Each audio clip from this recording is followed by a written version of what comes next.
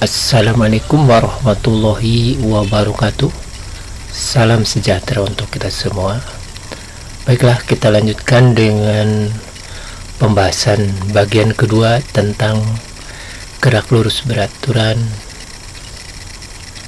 dan gerak lurus berubah beraturan sebagai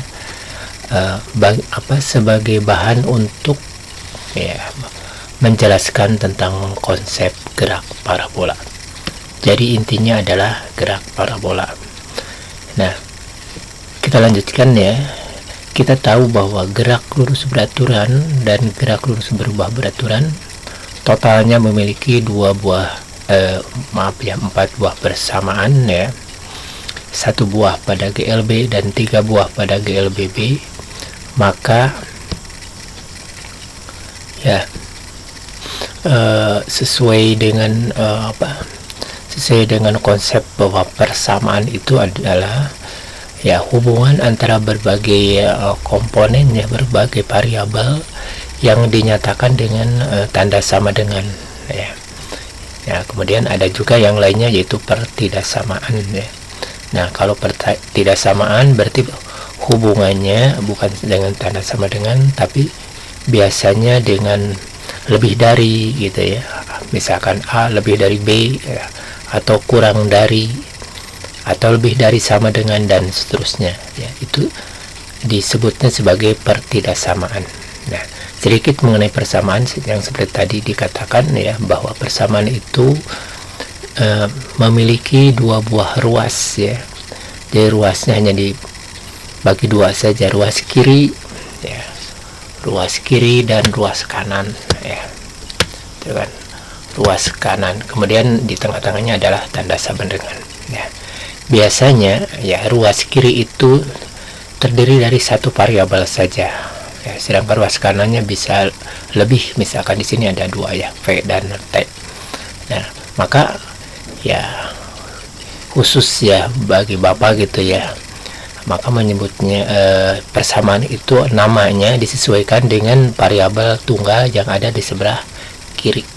Nah, jadi kita selalu mengacu untuk membuat variabel tunggal di ruas kiri ya, sedangkan ruas kanannya ya disesuaikan dengan keadaan atau rumusan daripada konsep tersebut ya.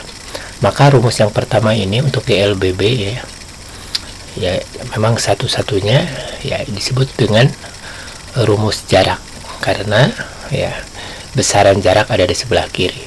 Kemudian untuk GLBB ya ada tentu saja yang GLBB pertama ya adalah rumus kecepatan ya, karena kecepatan ada 2 ya di rumus yang ketiganya, maka di sini kita sebut rumus kecepatan 1. Kemudian rumus yang kedua GLBB adalah rumus kecepatan 2 ya. Rumus jarak ya, sama dengan ini ya, cuman kan beda ya. Kalau sini rumus GLBB jarak, kalau ini rumus GL terbalik lagi ya, rumus GLB jarak, dan yang kedua di sini adalah rumus GLBB tentang jarak.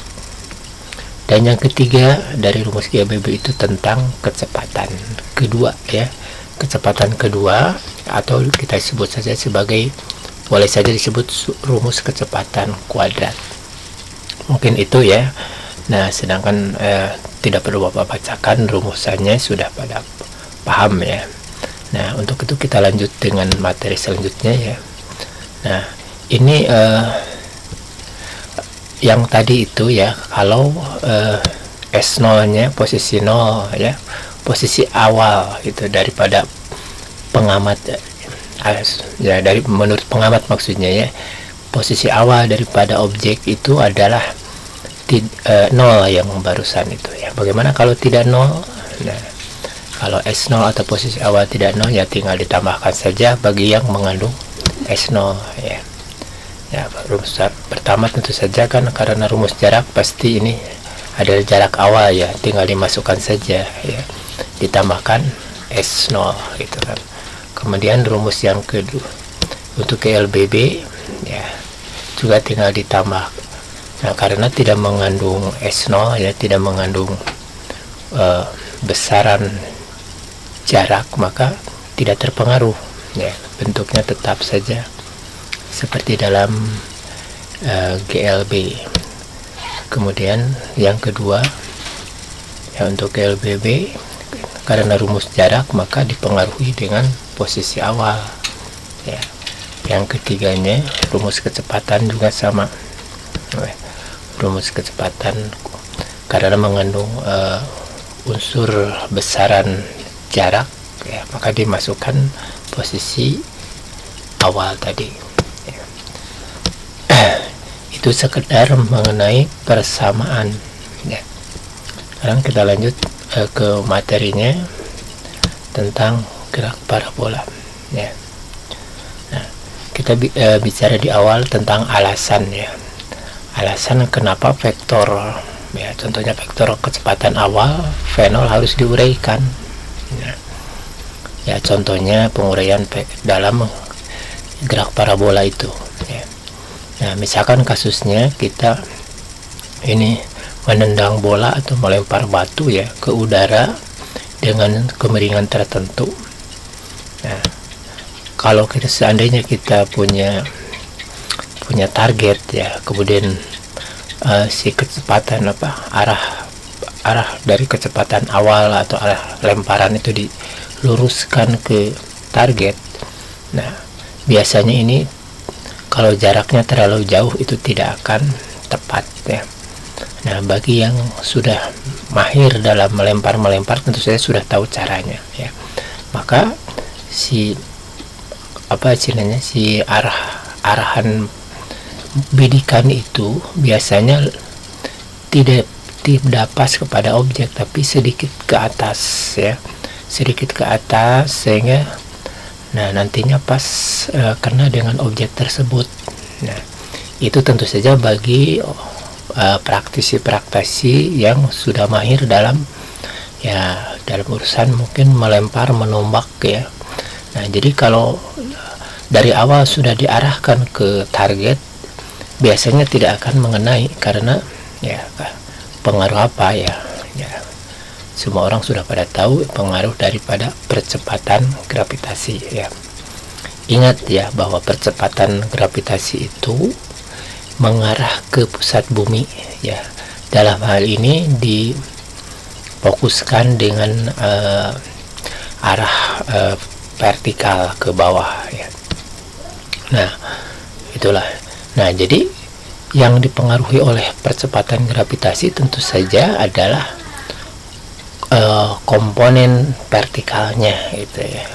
Komponen vertikalnya, ya, kalau secara prinsip, gitu, ya, memang vektor, ya, percepatan itu kan mempengaruhi kecepatan, gitu, ya. Jadi yang di target dari percepatan itu adalah kecepatan, ya. Nah, kalau searah itu akan dipercepat, kalau berlawanan akan dihambat. Nah, karena tidak searah, ya, antara percepatan gravitasi dengan kecepatan awal ini, nah, maka secara prinsip, ya, secara prinsip memang semua vektor dipengaruhi oleh, ya, semua akan dipengaruhi, ya, arah delta. Nah, tetapi dalam khusus, ya, secara spesifik itu hanya, ya, maksudnya besar pengaruhnya itu hanya komponen vertikalnya saja, ya.